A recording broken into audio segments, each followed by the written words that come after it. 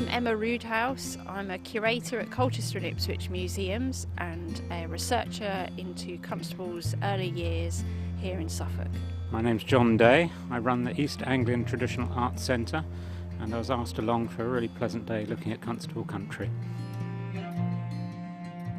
Well, we're 2023, so 200 years ago there's a fair chance he would have been walking these paths in 1823. Yeah.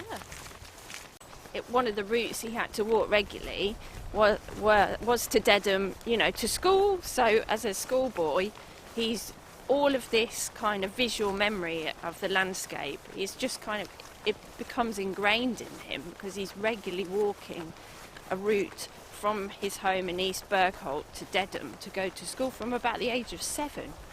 The barges would also have travelled down as far as the footbridge and to Flatford Mill, so it could well be that he could have got on a barge. Exactly, he could have gone to Flatford Mill and then walked up the hill from there.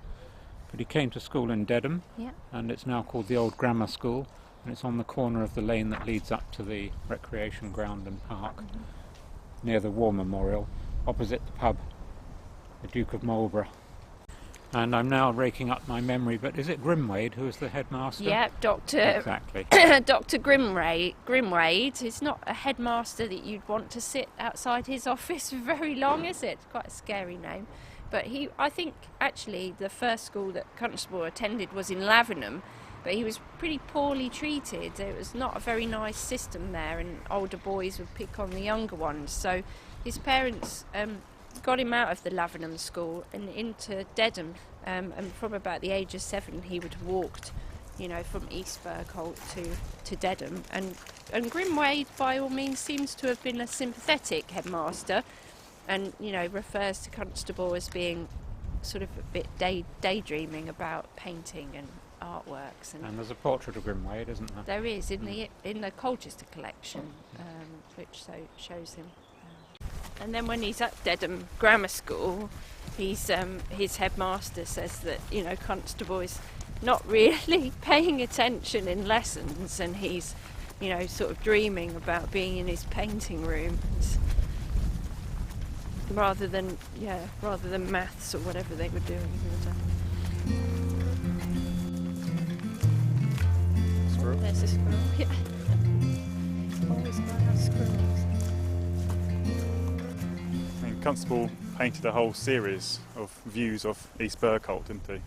He did, and towards East Bergholt House where he was born, but also towards the rectory, because that's where Durand Rudd, the rector, lived. But he was the grandfather of Maria Bicknell, who was to become Constable's wife. But it was a very protracted, drawn-out courtship, because he wasn't really approved of by the rector, and took many years, many letters between the two of them, and it wasn't until Constable's father passed away in 1816 and Constable could financially be independent enough to then say, we've now got the opportunity to marry, and then that's when they married in the October of 1816.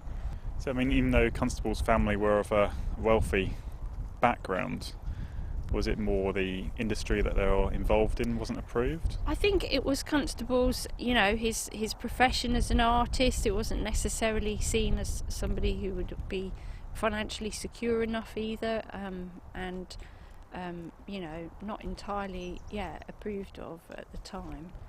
I guess in the correspondence between Maria and John, there's a lot of John's artistic thoughts, get put in those letters to Maria, and he declares his love of the landscape, and that between his love of his future wife, the only other mistress he has is the landscape, where he has to be out drawing and painting in the fields, and he'll quite often apologise that he hasn't written enough letters to Maria because he's been so busy out and about sketching and drawing. When they did get together, would she stay down in London? Would she ever come back in the summer when Constable came to paint?